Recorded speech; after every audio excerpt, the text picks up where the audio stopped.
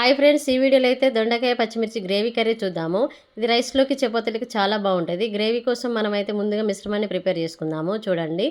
ఓకేనా ఫ్రెండ్స్, 8 పచ్చిమిరపకాయలు, medium size onion, కొంచెం కొత్తిమీర, 5-6 వెల్లుల్లి రెబ్బలు వేసుకొని గ్రైండ్ చేసుకోవాలి. ఆ విధంగా గ్రైండ్ చేసుకొని పక్కన పెట్టేసుకున్న తర్వాత కడాయి పెట్టి తగినంత ఆయిల్ వేసుకోవాలి. జీలకర్ర, ఆవాలు, కొంచెం కరివేపాకు వేసుకోవాలి. మిశ్రమాన్ని పచ్చివాసన పోయే వరకు ఫ్రై చేసుకోవాలి. చిటికెడు పసుపు వేసుకొని దాన్ని కూడా ఫ్రై చేసుకోవాలి. ముందుగా కట్ చేసి పెట్టుకున్న దొండకాయలను కూడా వేసుకొని ఫ్రై చేసుకోవాలి. పావు కేజీ దొండకాయలు తీసుకున్నాను నేనైతే. ముక్కలు అడుగంటకుండా కొంచెం వాటర్ వేసుకొని ఫ్రై చేసుకోవాలి ఫ్రెండ్స్. ఓకేనా. కొంచెం ఫ్రై అయిన తర్వాత సాల్ట్ వేసుకొని దాన్ని కూడా కలుపుకోవాలి. గ్రేవీ కోసం నేనైతే పెరుగు వేసుకున్నాను. ఓకేనా ఫ్రెండ్స్. చాలా టేస్టీగా ఉంటుంది. కొంచెం వాటర్ వేసుకొని ఆయిల్ పైకి తేలేంత వరకు మనం ఫ్రై చేసుకోవాలి. చూడండి, ఆయిల్ అయితే పైకి తేలింది. ముక్కనైతే ఇప్పుడు టెస్ట్ చేద్దాం. అలా మధ్యలోకి విరిగిందంటే కూర అయితే లాస్ట్లోకి వచ్చింది. లాస్ట్లో కొత్తిమీర, కస్తూరి మేతి, ధనియా పౌడర్ వేసుకోవడమే. చాలా అంటే చాలా టేస్టీగా ఉంటుంది. Like, share, subscribe my channel. Thank you friends.